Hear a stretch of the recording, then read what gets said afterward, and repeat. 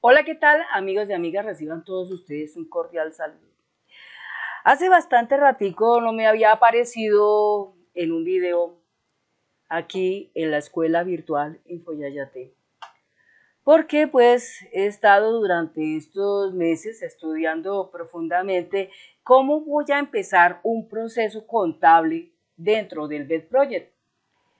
El BED Project ha calificado como un software que tiene muchas cosas interesantes que ustedes a través de los tiempos se han podido dar cuenta, lo que conserva, lo que maneja.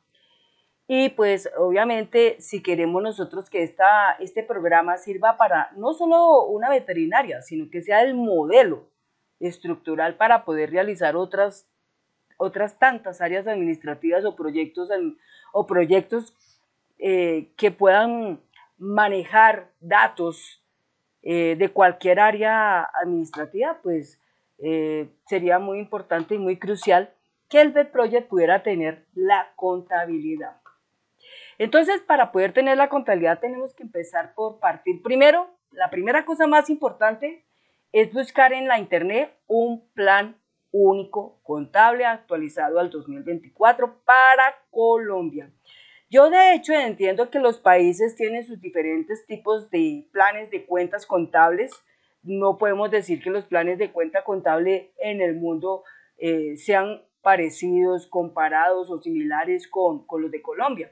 Pero bueno, aquí el B-Project pues, está hecho más para los colombianos que para personas de otros países. Pero sin embargo, este será una especie de guía que le va a servir a usted para el futuro.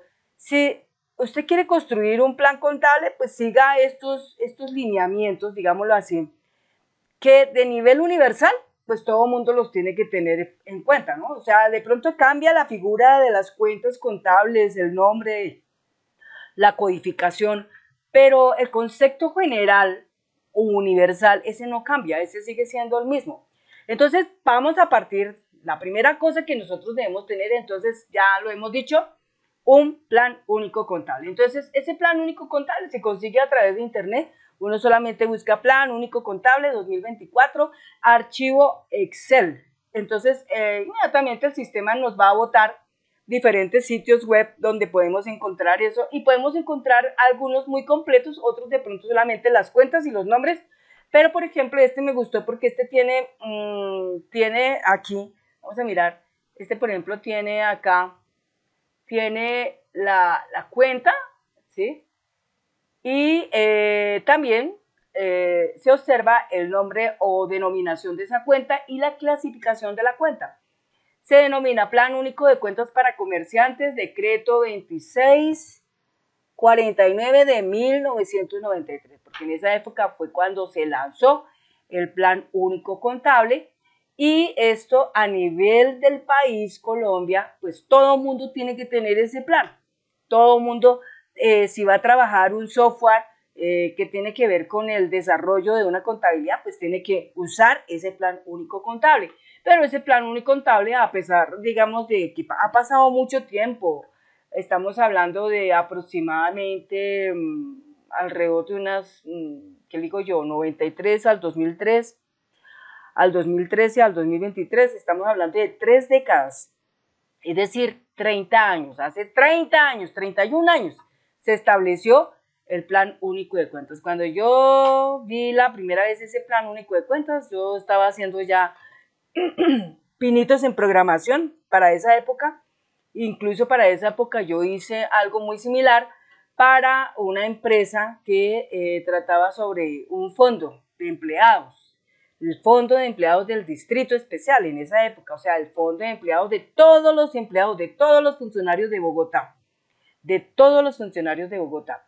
Y los funcionarios de Bogotá en esa época eran aproximadamente alrededor de unos 15.000, 20.000 personas, entonces había que mover todo el tiempo un movimiento bastante grueso, muy grande. Estamos hablando de que no eran 50.000 registros por año, sino estamos hablando de que era aproximadamente más de 1.000.000 o un poco más arriba de registros por año. Y en consecuencia, pues registros a nivel del mes, solo del mes, eran aproximadamente alrededor de unos 100.000 registros. Entonces los espacios que en esa época teníamos que trabajar eran bastante grandes, pero 100.000 registros realmente podían estar ocupando aproximadamente unas 50 megas, digámoslo así, y aproximadamente 1.000.000 para esa época era hablar como decir hoy 1 giga. Pero todo esto ha cambiado porque en el pasar del tiempo, pues esto se amplió. ¿En qué manera? En que pues como muchas cosas de estas ya se trabajan es en la internet. Entonces, el hecho de la factura electrónica, ¿sí? Hace que todo el flujo de transacciones se eleve enormemente. Pero en nuestra contabilidad, dentro de nuestro computador, si mucho, en este momento el BetProject tiene un tamaño de 225 megas, ¿sí? Ni siquiera supera las 500 megas, ni siquiera eso. Con el hecho de incorporar la contabilidad, por lo mucho que podrá subir será unas 100 megas, o sea, estamos hablando de unas 350.000 megas. No será mucho lo que va a ocupar. Entonces, este programa se podrá abordar, ¿en qué forma? Desde Access se podrá traer con la herramienta de importación. Nosotros tenemos en Excel, en Access, un pequeño formulario que nos permite exportar la hoja electrónica, que en este caso son las filas, las columnas. Entonces, básicamente eso. Pero antes de poder empezar a eso, yo les voy a dar a ustedes un detalle muy contextual, muy profundo de cuál es el camino que vamos a seguir para poder llevar a cabo todo este proceso. Entonces, la primera cosa, el plan único contable. Entonces, el plan único contable debe tener un código, las cuentas, debe tener el nombre y debe tener la clasificación, ¿sí? Entonces, las cuentas, a lo máximo que puede llegar una cuenta es a tener exactamente alrededor de 8 dígitos, por ahí de pronto hasta máximo unos 10. Es la cadena máxima que puede tener. Todo esto, obviamente, el código como tal debe ser definido en texto corto. Texto corto, el nombre o denominación, texto corto, y la clasificación, texto corto. ¿Por qué debe ser así? Porque va a llegar un momento en que nosotros necesitamos extraer, ¿sí? Si necesitamos extraer la clase, ¿sí? O extraer el grupo, o extraer la cuenta, o extraer la subcuenta, pues va a ser sencillo, ¿no es cierto? Porque definimos las posiciones. El código básicamente es como decir la clave, es como decir el ítem por el cual vamos a buscar algo y vamos a definirlo. Entonces, ese es el orden. Entonces, ahora, todas las cuentas en principio tienen algo especial. Aquí, por ejemplo, vamos a mirar la estructura de las cuentas de este PUC. Entonces, la estructura de las cuentas de este PUC es una cosa muy sencilla, muy supremamente sencilla. Entonces, partimos de que, en general, el PUC es un catálogo de cuentas contables bajo el decreto 2649 del año 1993, basado en las leyes colombianas. La cuenta tendrá como presente un código, una clave con la cual uno busca, con la cual uno ordena, con la cual uno genera una sumatoria, con la cual uno puede acumular, con la cual uno puede reemplazar, con la cual uno puede borrar, con la cual uno puede consultar, con la cual uno puede imprimir, cosas de ese tipo. Entonces tendrá un código, tendrá un nombre y asimismo habrá una respectiva función. Todas estas cuentas, por lo general, ¿no es cierto? El primer número se define como la clase, el segundo número define un grupo, los dos siguientes números definen una cuenta, los dos siguientes números definen una subcuenta y los últimos números definen un auxiliar. Es decir, estamos hablando de 8 dígitos, ¿sí?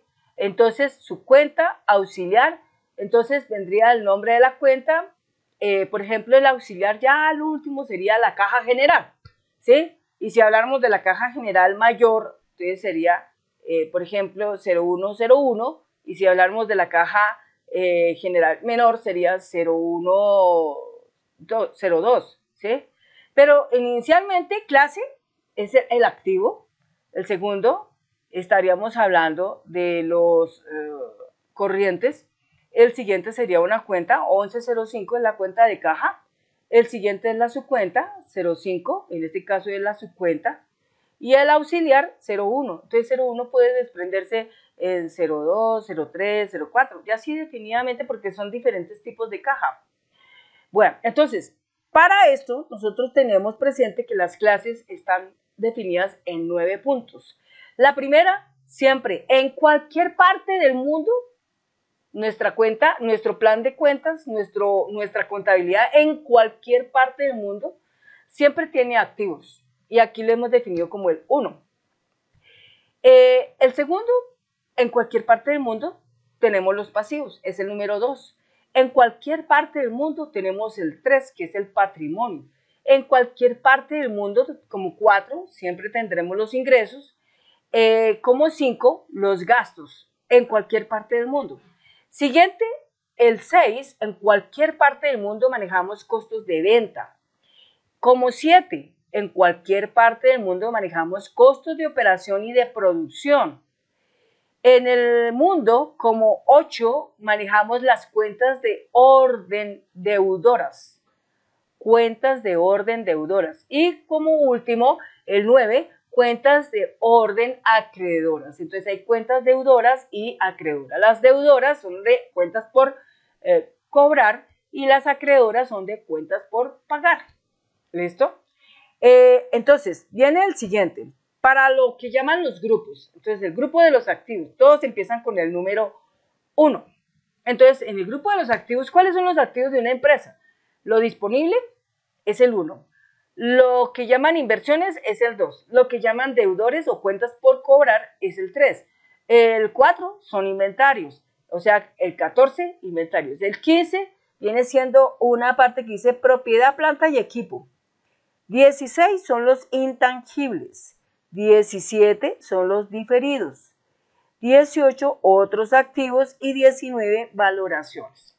¿Sí? Entonces, en la parte de intangibles siempre vamos a tener presente que hay activos intangibles como pueden ser, por ejemplo, derechos de autor, derechos de patente, cosas que existen pero que nosotros no las podemos tocar. Otra puede ser el nombre o el goodwill. Y otros activos diferentes a ello pueden ser tangibles o intangibles y las valoraciones. Dentro del grupo de los pasivos ya nos referimos más exactamente a las deudas que tiene una empresa, deudas. Entonces, el número 21 son las obligaciones financieras, todo lo que esté relacionado con los bancos, con los créditos, con las hipotecas, con los títulos, ¿sí? Títulos, bonos, acciones, etcétera, todo eso. El 22 son los proveedores, todas las personas que llegan a la empresa a proveer un servicio o un producto para que esta empresa pueda caminar. El 23 son las cuentas por pagar. Cuentas por pagar, pero con los clientes, ¿no es cierto? O con los proveedores, o con los empleados. El 24, apartecito, sería el de los impuestos, gravámenes y tasas. El 25, obligaciones laborales, todas las obligaciones laborales que tiene la empresa que cubrir con sus empleados. 26, pasivos estimados y provisiones. Pasivos que se estiman y provisiones, provisionar. Por ejemplo, a veces las empresas tienen que hacer estimados y tienen que hacer provisiones para que en algún momento en que existiera la posibilidad de una quiebra, pues de ahí saldrá el dinero para cubrir todo eso, ¿sí? Entonces esto hablamos es como de un ahorro que debe tener la empresa para que en un momento determinado, si se llegara a quebrar, pues uno puede recurrir a ese fondo. 27, los diferidos. Diferidos puede ser, por ejemplo, todas esas cuentas especiales, grandes, que uno tiene en donde todo se va diferiendo. Digamos un gasto, por ejemplo, está diferido. Entonces, eso hace parte de un pasivo. O sea, aún no se tiene, pero está siendo diferido. Cuando ya completamente se haya saneado, entonces pasará a ser el evento de un gasto. Pero mientras tanto, si no es así, sigue siendo un diferido. Es decir, está dentro de la calidad de un gasto, pero también es como una cuenta por pagar. Entonces, entre el uno y el otro, nosotros lo llamamos un diferido. Otros pasivos.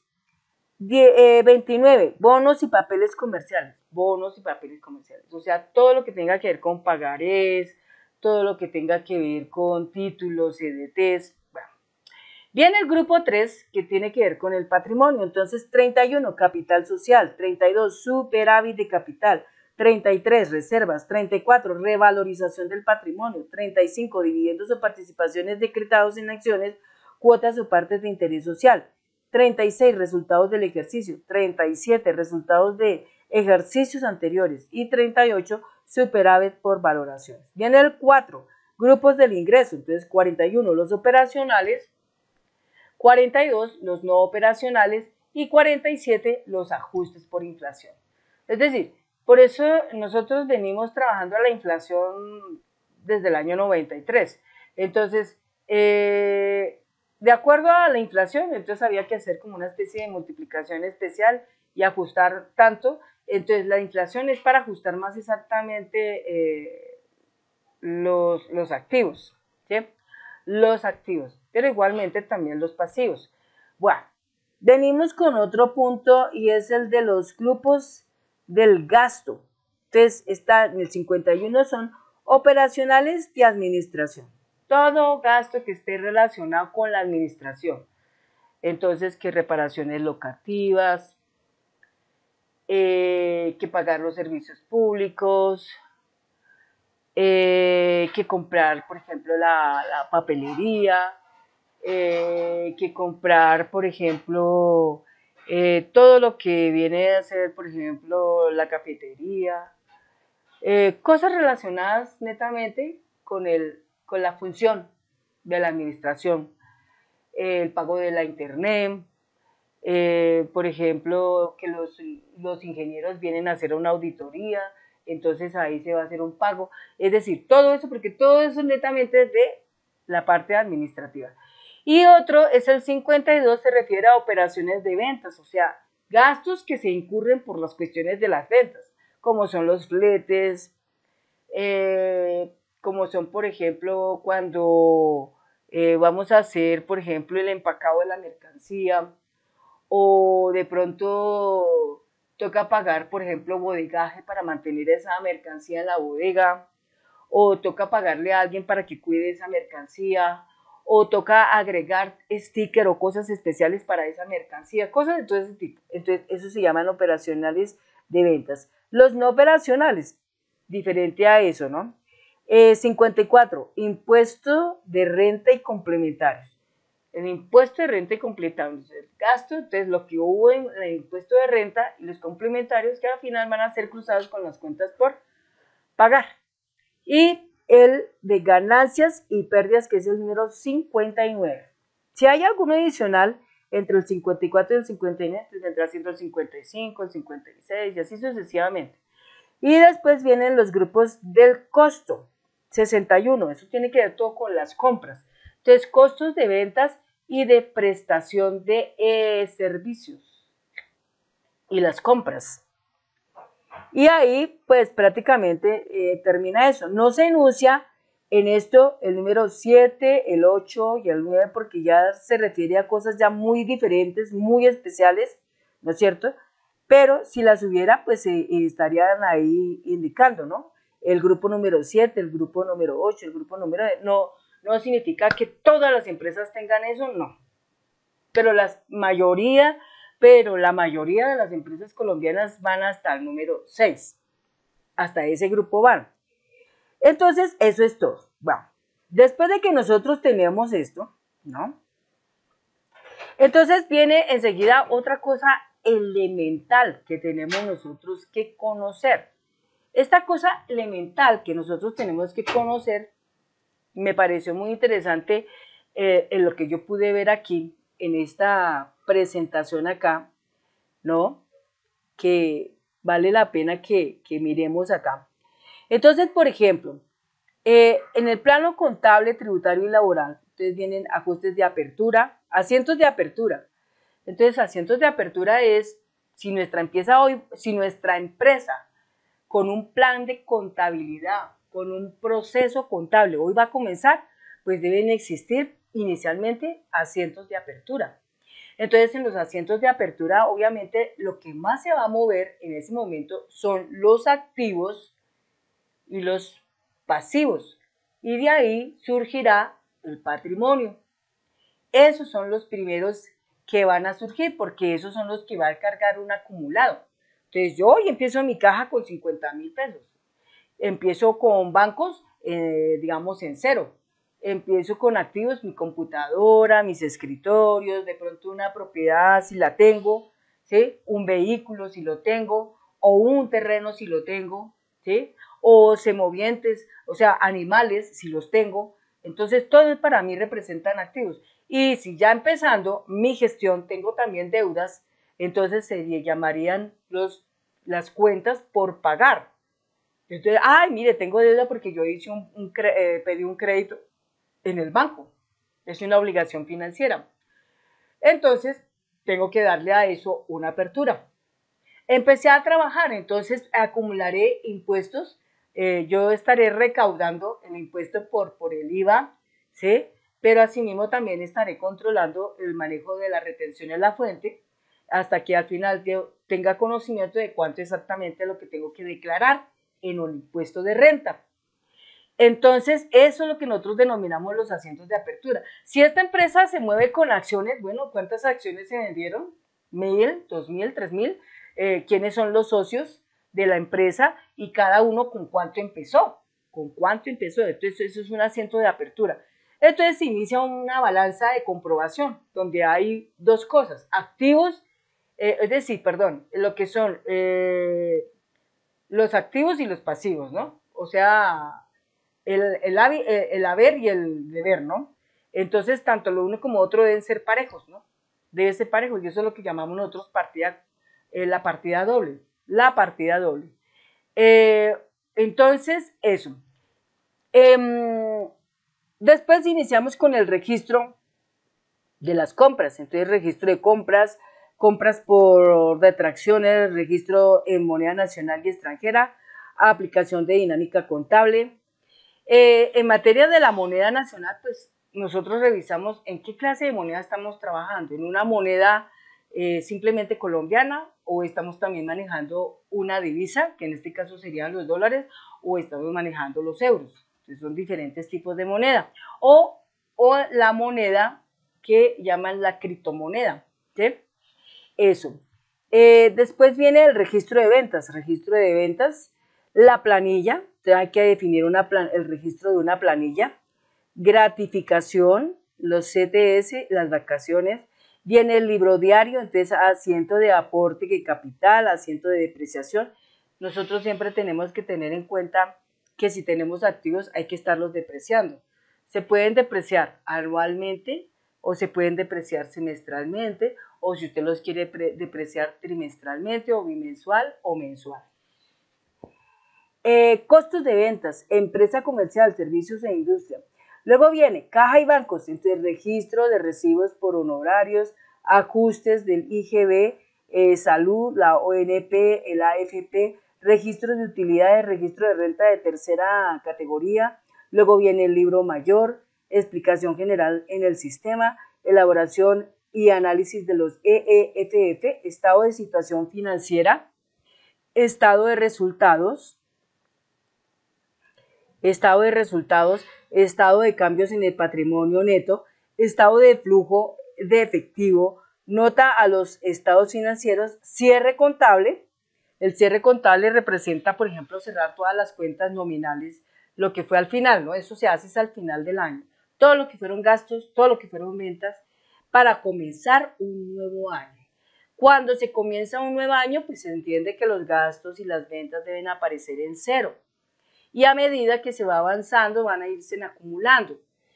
Es decir, que esto, lo único que pasa con saldos al siguiente año son las cuentas de activo, las cuentas de pasivo, las cuentas de patrimonio y no más. Eso es lo que pasa con saldos al siguiente año. Pero las cuentas que se saldan, se les hace cierre absoluto, son las cuentas nominales, como son las ventas, o sea, los ingresos, los gastos, las compras. Entonces, por eso es que al final hablamos de un estado de pérdida de ganancias. ¿Listo? Entonces hay que hacer eso, asiento de reapertura para el siguiente periodo. Entonces, hacer los documentos. Entonces, inicia este nuevo año con tal cosa, el activo en tanto, los bancos en tanto, las cuentas por cobrar en tanto, las cuentas por pagar en tanto, obligaciones financieras en tanto, etcétera, etcétera, impuestos en tanto y el patrimonio tanto. Y las cuentas nominales, como son las cuentas de ingresos, de gastos, ¿sí? Y de compras, todo eso empezará con 0. Entonces, eso por un lado. Pero también hay que revisar otro punto, muy importante. Esto ya lo analicé yo a través del ChatGPT. Por ejemplo, yo hago una pregunta. En un orden, paso a paso, se registra el proceso contable de un documento desde lo elemental hasta llegar a un balance general y estado de pérdidas y ganancias. ¿Qué será de lo que se va a seguir? Entonces, esto como para que la gente mire todo el trabajo que conlleva esto, porque es que cuando uno va a hacer un software que está ligado con el plan contable, uno cree que simplemente es hacer 3, 4 formularios y una cosa acá y una cosa allá, pero resulta que esto es un trabajo que nos puede demandar a nosotros hasta más de un año. Puede ser 2 años, puede ser 3 años, puede ser 5 años, tal vez hasta incluso de pronto hasta 10 años nos pueden demandar, ¿sí? Nos puede representar en tiempo, ¿no? Pero si nosotros trabajamos arduamente, todos los días, juiciosamente, entre 2, 3 y 4, 5 horas por día, pues la cosa obviamente se va a disminuir de tiempo, ¿no? Hay que entender que hay cosas que pueden estar remuneradas como de pronto no lo estén, ¿sí? Nosotros aquí estamos haciendo un plan de contabilidad que en este momento no está remunerado. Estará remunerado cuando alguien se acerque y diga, oye, Sandra, me gustó ese programa, yo lo quiero tener, ¿cuánto vale? Entonces ahí sí vamos a pedir lo que eso vale. Pero obviamente hay que ser coherentes, que una cosa como esta no le va a valer a la persona que lo compra, no le va a valer 1.000.000 de pesos, no le va a valer 2 millones de pesos. Esto podría ascender a los 20 millones de pesos, 30 millones de pesos. Solamente ustedes por molestar, pues quien son en el mercado, un programa de contabilidad casi completo, ¿cuánto puede salir si usted lo quiere tener todo? Cuando nos referimos a tener un programa contable, de tenerlo todo significa tener no solo el código de lectura, sino también tener el código de fuente. Lo que yo a ustedes les estoy entregando en este momento es el código de fuente, ¿sí? Entonces, como es el código de fuente, ¿qué significa eso? Que usted lo puede alterar las veces que quiera. ¿Qué significa el código de fuente? Que usted puede con esto hacer fácilmente 2, 3, 4, 5, 6, 100 contabilidades con diferentes nombres. O sea, en términos más castizos, usted se llena de plata con esto. ¿Por qué? Porque usted tiene el código fuente. No tiene solamente el código de lectura, sino también tiene el código de fuente. Entonces, en esto, ¿qué significa? ¿Qué vale realmente más?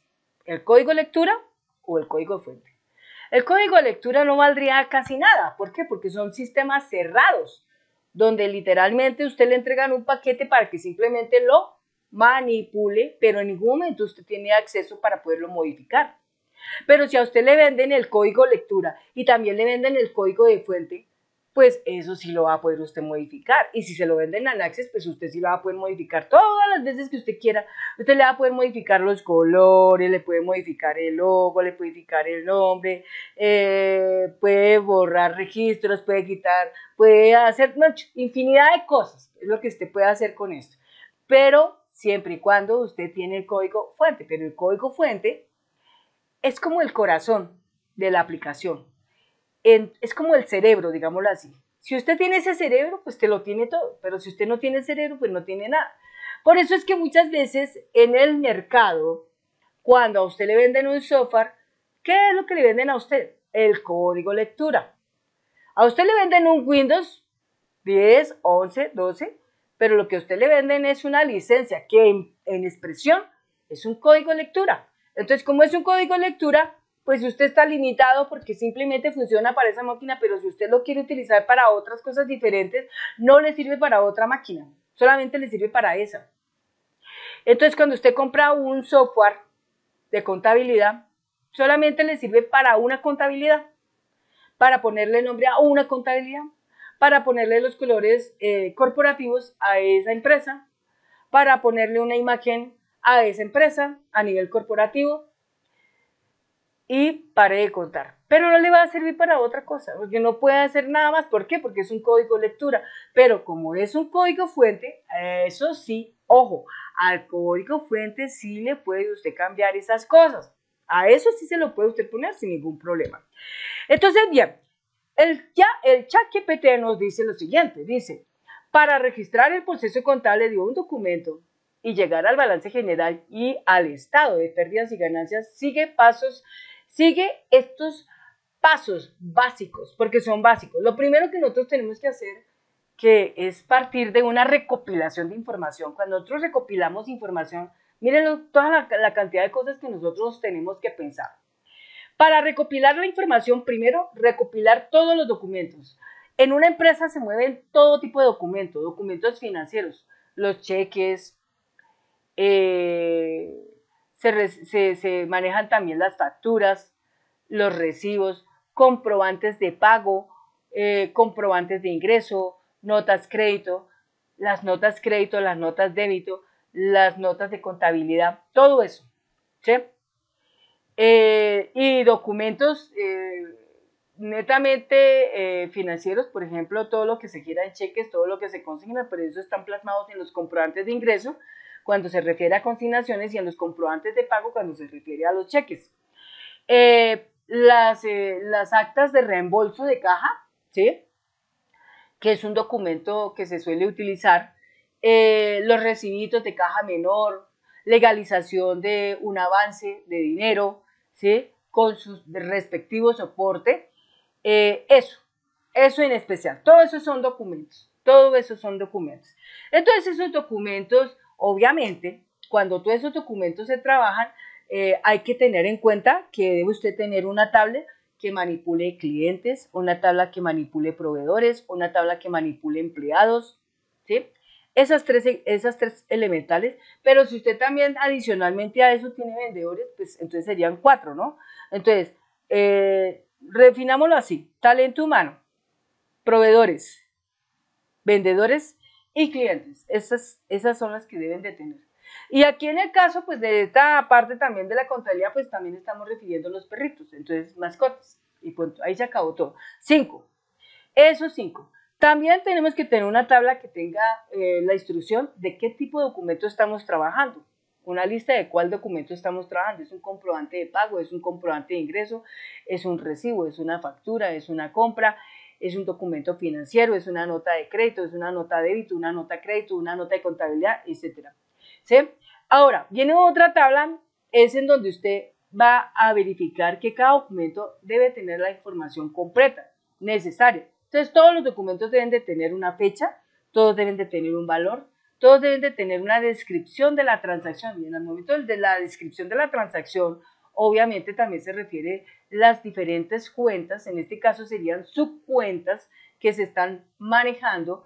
Cada subcuenta tendrá una forma específica de operar. Entonces, los activos, cuando se están creando, las cuentas están en el haber, en el debe. Y cuando son cuentas por pagar, o sea, lo que son pasivos, en el haber, ¿sí? Los ingresos siempre están en el haber y los gastos y las compras siempre están en el debe, ¿sí? En el debe o deber, ¿no? Entonces, eso. Y pues obviamente tenemos que tener una tabla que pueda manejar toda esa cantidad de transacciones, todas esas transacciones.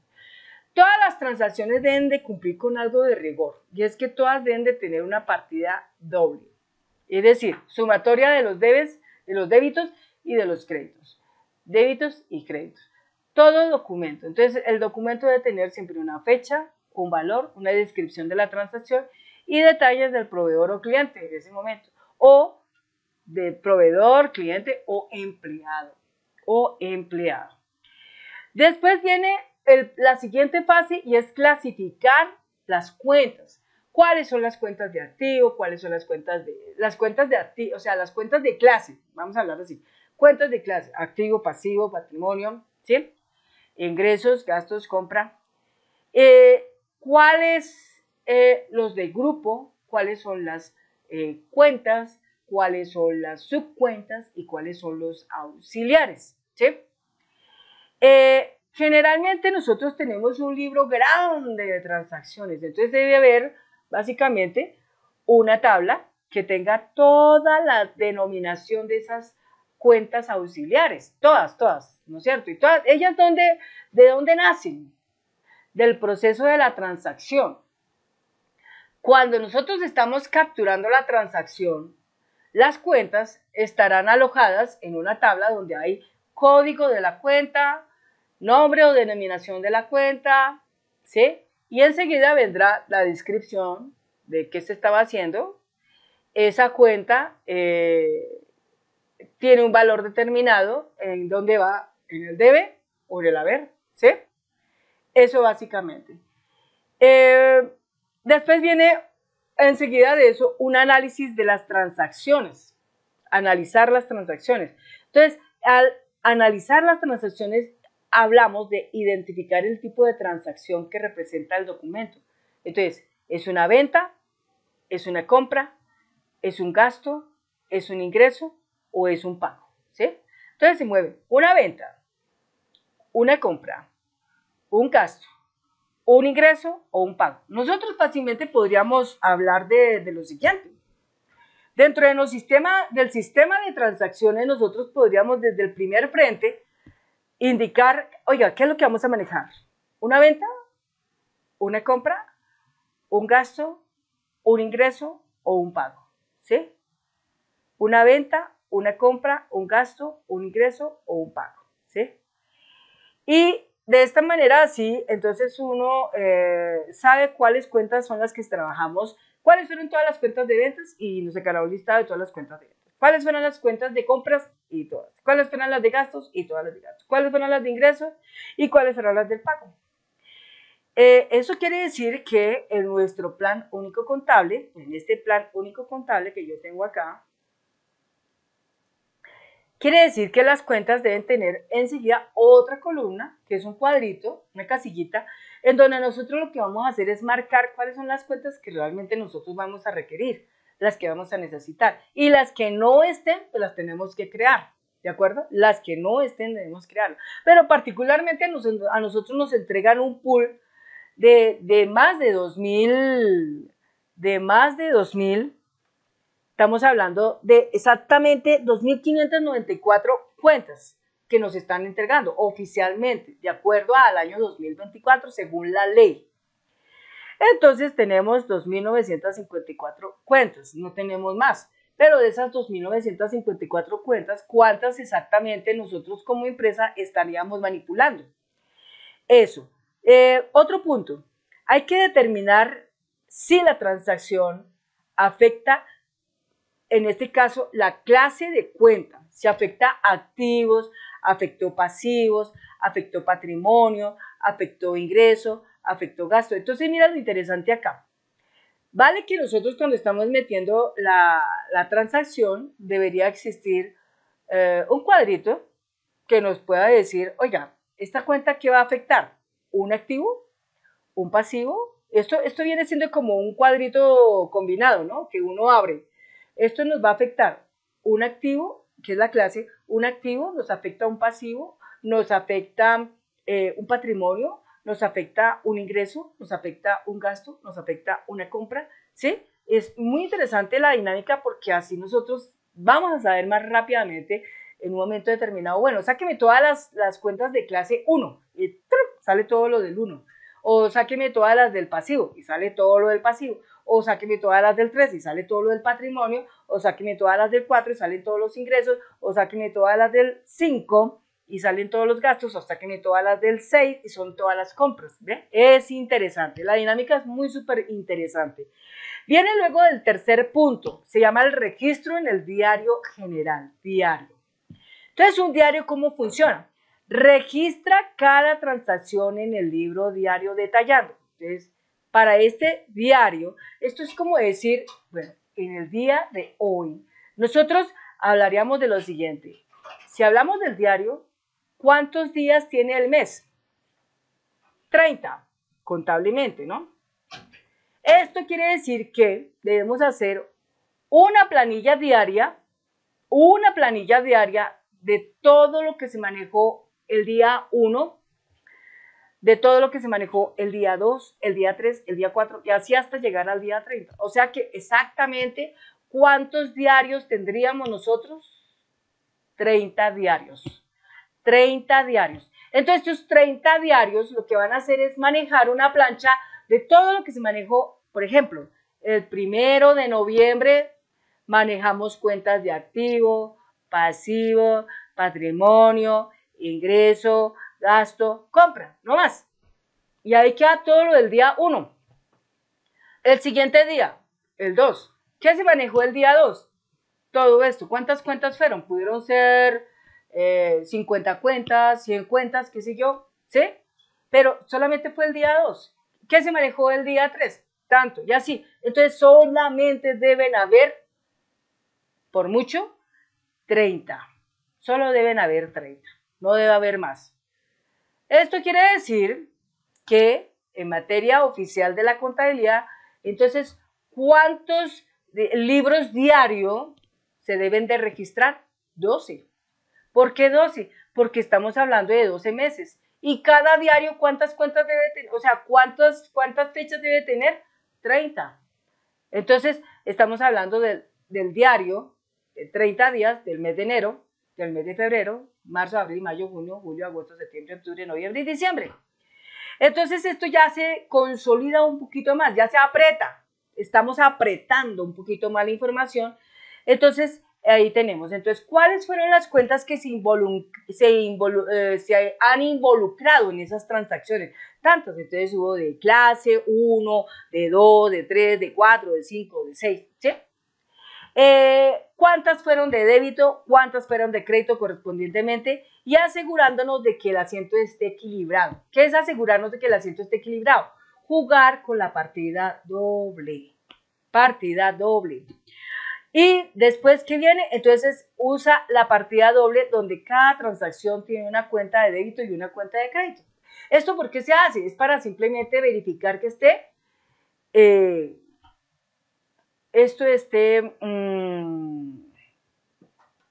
¿cómo se puede decir esta palabra? Se me pierde la palabra. La palabra. Que en el momento en que se haga, tanto la una como la otra deben estar, digamos un ejemplo, lo que es el débito menos el crédito nos debe de dar igual 0. ¿Sí? Es decir, bueno, ya me acordé de la palabra. Cuadrado, debe estar cuadrado. ¿Sí? Cuadrado. Bueno, después de esto, entonces ya viene una recopilación más resumida. Esta recopilación más resumida viene siendo la transferencia al libro mayor. Entonces, al hacer la transferencia al libro mayor, estamos jugando en que nosotros en un principio hicimos los asientos de apertura. Entonces, viene el primer mes. Entonces, lo que sucedió en caja, entonces encaja con la cuenta de allá. Entonces dice, por caja trajimos en débitos tanto y tanto en crédito. Entonces, saldo más débito menos crédito, nuevo saldo. ¿Sí?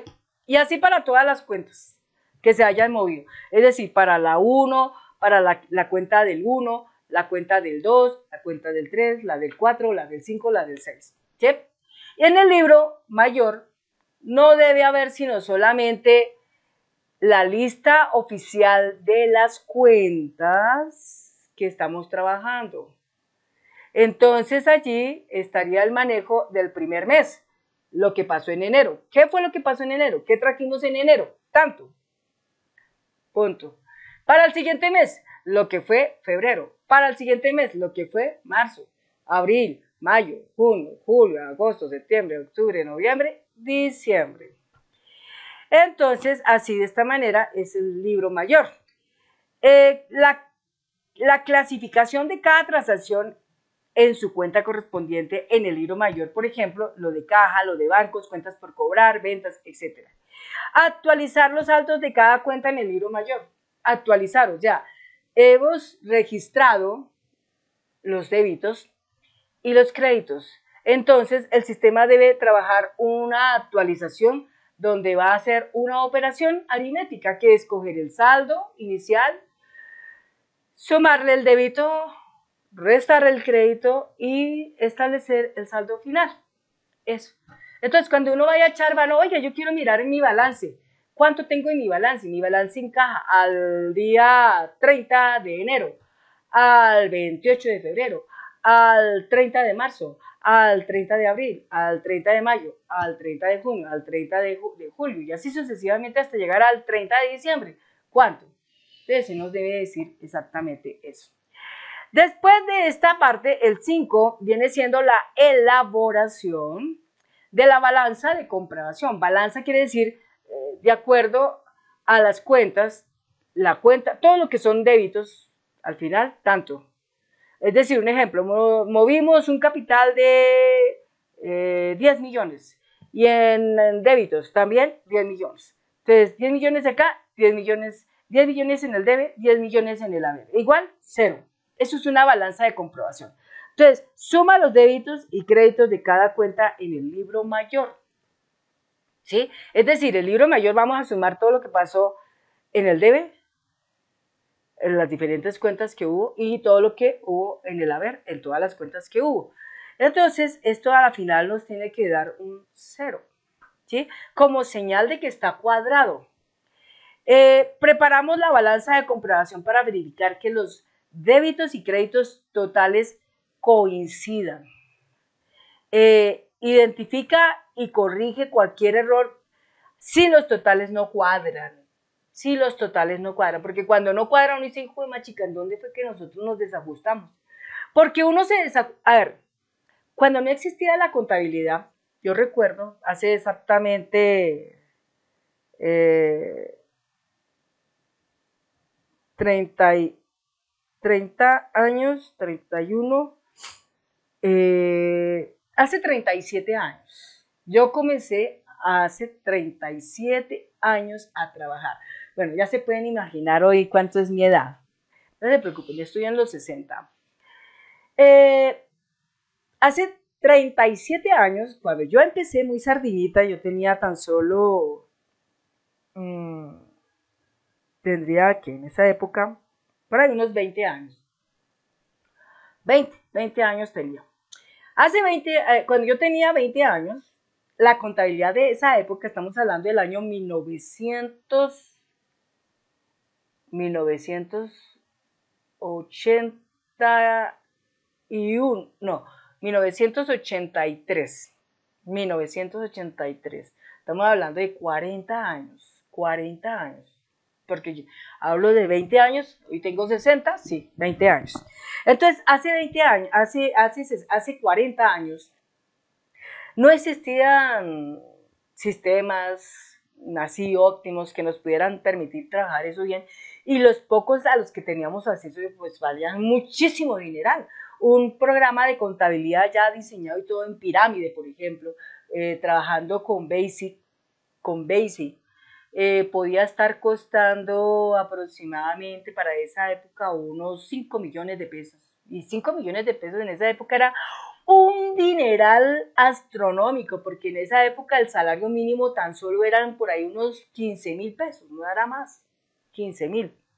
Entonces, 15.000 pesos ese era el salario de esa época y 5 millones de pesos costaba la aplicación. Ahora sí pueden imaginarse por qué hoy digo yo que una aplicación hoy puede valer 20 millones, 30 millones, 40 millones, pues porque simplemente lo que nosotros estamos adquiriendo no es solamente el código lectura, sino que estamos adquiriendo el código fuente que nos permite modificar las cosas las veces que nosotros queramos, ¿sí? Y como lo queramos hacer. Por eso vale tanto dinero.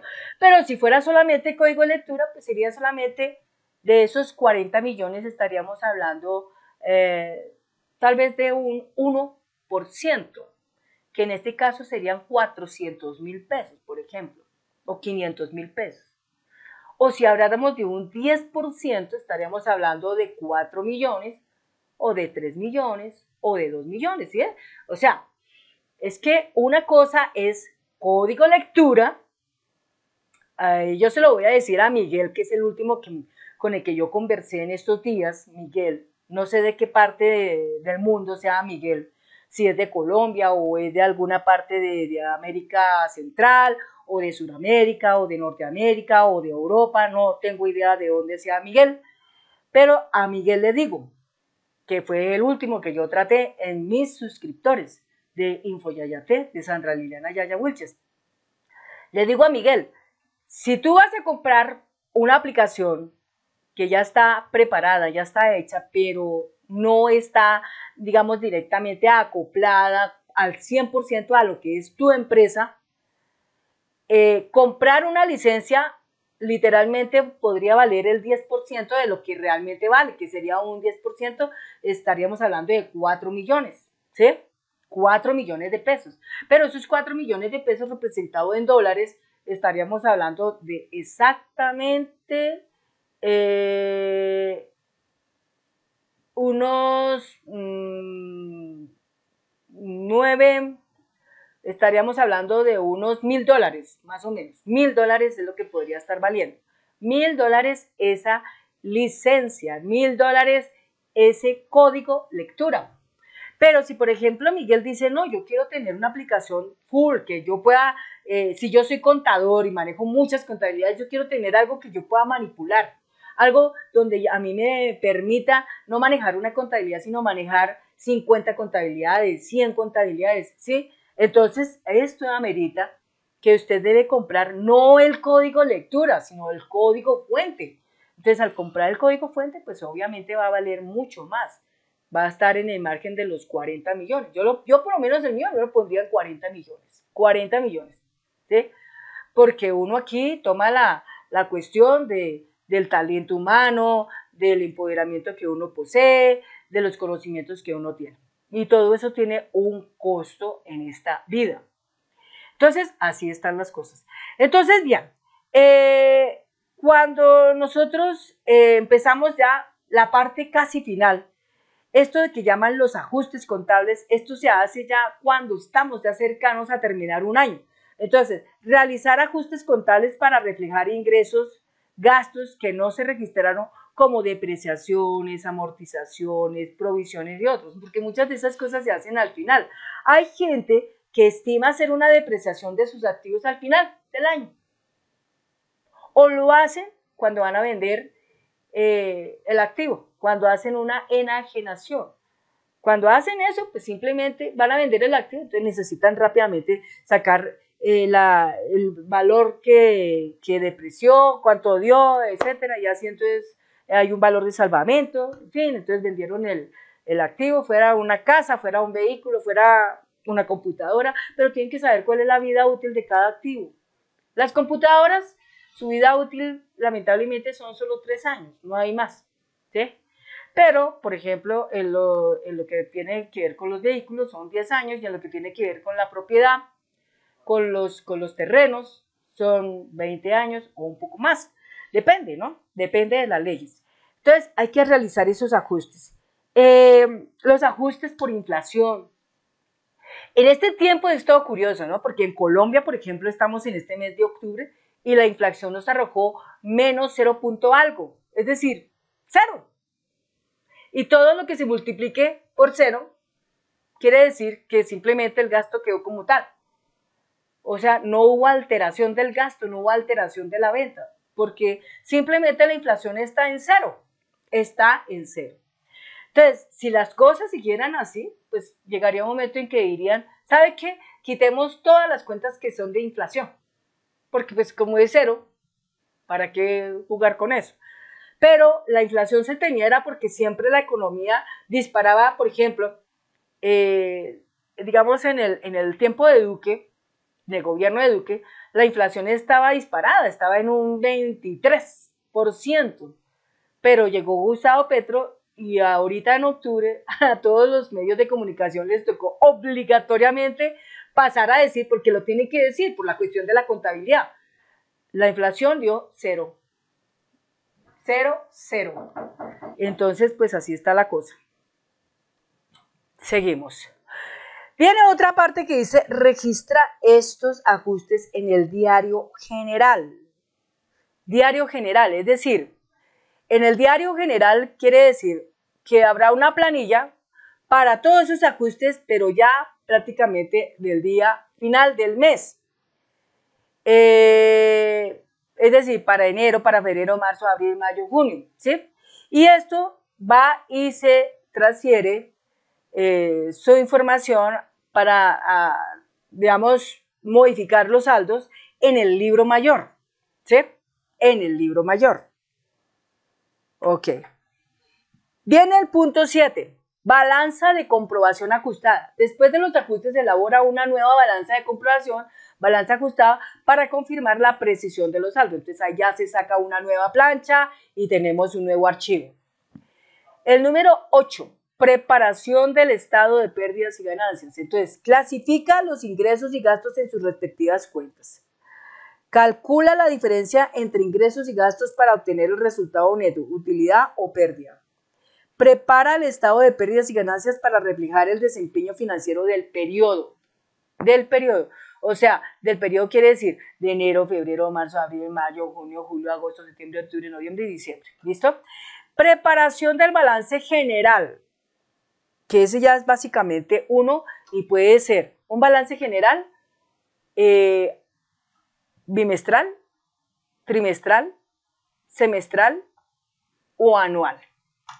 Entonces, clasifica los activos, pasivos y patrimonios según sus saldos ajustados en el libro mayor. A uno generalmente cuando le dice, páseme por favor un balance general, lo que básicamente allí estará reflejado son los activos, los pasivos y el patrimonio. Todo eso es el balance general. De ahí no hay nada más. Pero esto, ¿para dónde se presenta? Esto se presenta para los bancos, para una empresa con la cual usted va a trabajar mancomunadamente, una sociedad, un proyecto, ¿sí? Una licitación, cosas de ese tipo, donde le exigen a usted obligatoriamente ese balance general. Prepara el balance general para reflejar la situación financiera de la empresa al final del periodo contable, Entonces, si dicen sacar un balance general al final del periodo contable, quiere decir al 31 de diciembre del año tal. Entonces va a decir, nos fue muy bien, nos fue mal, y de ahí sale el impuesto de renta y de ahí diremos tanto se movió, ¿sí? Entonces, esa es la situación. Hay veces que los contadores tienen cosas tan curiosas. Bueno, un ejemplo que yo les puedo a ustedes citar de algo muy curioso fue lo que yo vi últimamente del señor Federico Gutiérrez, alcalde de Medellín, porque resulta que su declaración de renta decía que el señor había movido un pasivo de 21.000 millones de pesos, pero sus ingresos estaban diciendo que no había trabajado. Pero el final de su cuenta hablaba de un patrimonio neto líquido de 6.000 millones de pesos. La pregunta es, bueno, 21.000 millones ¿de qué fue? ¿Cómo fue ese manejo de cuentas ahí? Entonces, hay veces que los contadores hacen sus cuentas de cierta manera, pero no se puede entender muy bien esa parte y la gente queda como loca, porque dice, ¿cómo es eso? ¿Sí? Entonces, los sistemas contables de hoy en día permiten mirar con detenimiento esas cosas. Entonces, por esa razón es que hoy, por ejemplo, hay empresas como la UAIF, es la que nos permite conocer si el dinero que a nuestra empresa está entrando es lícito o es ilícito, porque muchas veces el dinero cuando entra y se desconocen sus destinos, o sea, se desconocen sus orígenes y todo eso, entonces presumimos que el dinero vino de un lavado de dinero, o sea, de malas fuentes, de fuentes ilícitas. Fuentes ilícitas puede ser narcotráfico, ¿sí? Más que todo ese punto. Dinero que nunca fue estimado para pasar, por ejemplo, por la DIAN y pagar un respectivo impuesto, ¿no es cierto? Cosas de ese tipo. Entonces, tremendo. ¿Sí? Hoy existen controles, muchos controles, y uno cuando está trabajando en lo que respecta al ramo de la política, uno se da cuenta de todo eso y se da cuenta ahí que las cosas deben ser muy bien pensadas cuando se va a hacer un plan contable. Un plan contable, si uno quiere que en esto le vaya bien, hay que hacerlo muy bien. Bueno, entonces, por último, el punto número 10, ya esto ya es el último 10, el penúltimo, cierre de cuentas y transferencias. Entonces, cierra las cuentas de ingresos y gastos para trasladar el resultado neto al patrimonio. Entonces, dependiendo de eso, lo que nos dé se define al patrimonio. Y esas cuentas para el siguiente año deben aparecer en cero. Sus saldos deben aparecer en cero. Gastos, ingresos, compras deben aparecer en cero porque vuelve y comienza un nuevo año, nuevos saldos, etc. Actualiza el saldo en la cuenta de patrimonio para reflejar la utilidad o pérdida generada en el periodo. Si hubo pérdida o si hubo ganancia. Eso lo sabe muy bien un contador. Un contador. Muchas veces nosotros cuando estamos haciendo un plan contable, estamos haciendo un programa contable, un software contable, pues tenemos que obligatoriamente recurrir al contador, ¿sí?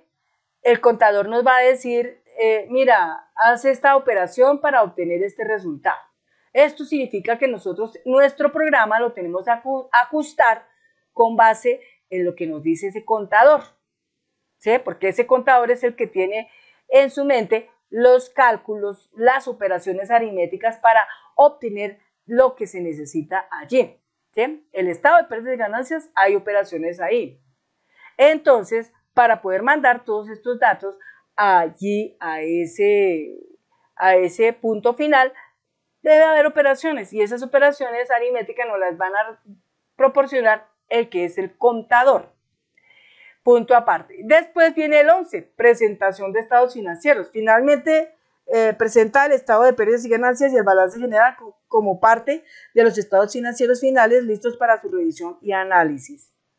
Entonces, ¿qué significa? Que todo nuestro programa debe tener para apertura, ingreso, consulta, modificación, listado en diferentes formas, exportación de datos a Excel para hacer algunos manejos de datos y los cierres. Eso es importante. Todo eso es importante. Entonces, cada uno de estos pasos es esencial para lograr un registro contable completo y generar estados financieros precisos sin equivocarse a ello. Entonces, creo que ya con esto yo he hablado suficiente hoy en el entendimiento de que aquellos que quieran iniciar el proceso de una contabilidad, si ustedes compran una contabilidad que ya está hecha, un programa, un software que ya está hecho, lo que a usted le están cobrando es una licencia y la licencia es el valor del 1%, ¿sí? Si es muy extremadamente reducida, el 1%, pero si tiene ya algunas cosas especiales como el 10%, entonces es una licencia, pero es una licencia que básicamente es un código lectura. Pero si usted quisiera adquirir no solamente el código lectura, sino quisiera también adquirir el código fuente es el que va a valer mucho más, mucho dinero. Entonces ya estamos hablando cerca de los 40 millones de pesos, puede valer el código fuente, o un poco más, o puede que valga un poco menos. Eso depende de la persona que lo hizo, lo que quiera cobrar. Bueno, amigos y amigas, llegamos al final de este video y yo los invito muy cordialmente a que estén pegaditos a este canal. Yo voy a seguir trabajando en esto, le voy a poner mucho esfuerzo, mucho tesón a esta parte, dedicación, pues yo lo quiero también hacer. Quiero dejar como un interesante legado a la gente que me ha seguido, se lo merecen. Y ya saben, ¿no? Ustedes, aquellas personas que estén interesadas en poder contactar los servicios que yo presto, me pueden escribir a mi correo electrónico suquilla65@gmail.com, me pueden allí escribir. Si no lo quieren hacer así, pues también hagan uso del feedback, que es el punto de comentario de este video para que a través de este video usted me pueda escribir, ah, mire Sandra, sí, yo estoy interesado en esto, aquello, lo otro. Cada vez que ustedes a mí me quieran pagar algo que valga mi trabajo, hay dos maneras. Una, si estamos fuera de Colombia, se hace por Western Union. Todo lo que hay que hacer en proceso son muy supremamente sencillo. El nombre de mi persona es Sandra Liliana Yaya Wilches. Vivo en Colombia. Eso es todo. Usted váyase en alguna oficina de la Western Union, en algún país, váyase la transacción allá en la moneda que usted trabaje. Esto aquí en Colombia llega a la moneda colombiana. Entonces, si usted allá depositó $200, aquí me llega a mí al cambio del dólar. Entonces, el cambio de dólar, si el dólar vale 4.500, entonces, ¿cuánto será eso? Como 900.000 pesos me llegarán a mí aquí, ¿sí? Entonces, ¿qué es lo que yo necesito de usted aquí para yo poder cobrar ese dinero aquí en Colombia? Pues necesito que usted me suministre por correo electrónico o por WhatsApp, pero más exactamente por correo electrónico necesito que me suministre el escáner, ¿no? O una fotografía de los 10 dígitos de ese sticker, ese tiquete, ese desprendible que a usted le pasan en Western Union. Hay un numerito allá de 10 dígitos. Ese numerito de 10 dígitos yo lo necesito aquí para poder pasar a la agencia y cobrar el dinero. No más, eso es todo. Eso es todo lo que se necesita. Pero para las personas que viven en Colombia es mucho más sencillo. Solamente basta conocer el NECI de la persona. Mi NECI en Colombia es el 305-381-5766. 305-381-5766. Y me depositan el dinero en mi NECI y me informan con un sticker que ustedes presentan en el WhatsApp. Mire, allí ya está el pago efectuado. Y listo. Después de eso, ¿qué sigue? Yo les paso a ustedes una copia de el código lectura, ¿sí? O el código lectura más el código fuente.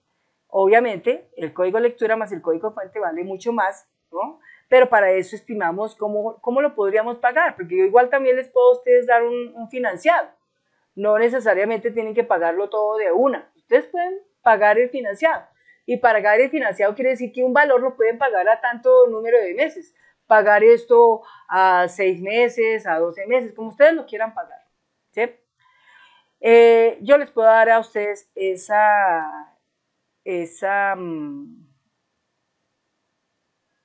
ese beneficio, ¿de acuerdo? Y no más, eso es todo. Por último, quedo agradecida con ustedes que puedan comentar, suscribirse. Actualmente, InfoYayate cuenta con 2.980 y algo de suscriptores, ¿sí? Estábamos llegando a los 3.000, pero se retiraron como 20, ¿ven? Y de modo. De todos modos, aquí estamos en función de ayudar a la gente para que empodere, estamos en función de ayudar a la gente para que aprenda, para que conozca estos procesos paso por paso. Hay gente que es muy paciente y nos sigue hace mucho tiempo, hace por lo menos como 10 años nos sigue. ¿Por qué nos sigue? Porque uno lo nota. Yo voy y miro el registro y me doy cuenta en mis estadísticas que me visitaron. Entonces, si me están visitando todavía, y así he pasado 2 meses, 3 meses sin decir algo, y me siguen visitando, ¿por qué me visitan? Pues porque simplemente el material es bueno. Si el material fuera malo, nadie lo vería, nadie lo vería.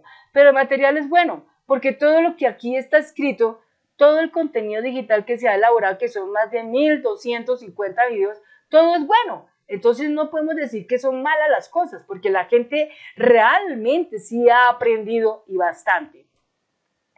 Bueno, eso es todo, amigos, amigas. Muchas gracias y nos vemos en un próximo video. Este número es el número 26. Por acá yo tengo, por acá veremos cómo estamos nosotros en materia de videos.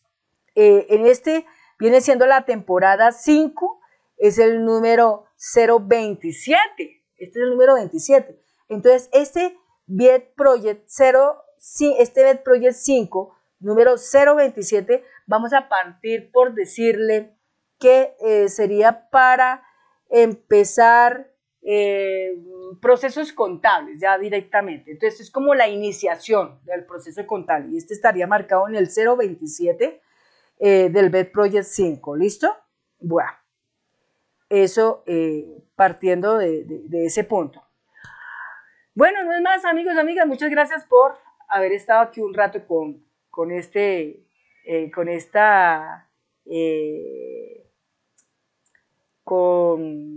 Sandra Liliana Yaya Wilches, escuchándola y aprendiendo de Sandra y aprendiendo de InfoYayote y pues animado, vamos a empezar este proceso bien en forma, lo vamos a hacer para poder ayudar a personas que lo necesitan, que quieren realmente conocer cómo es este proceso, cómo realmente se maneja este proceso. Muchas gracias y nos vemos en un próximo video. Hasta pronto.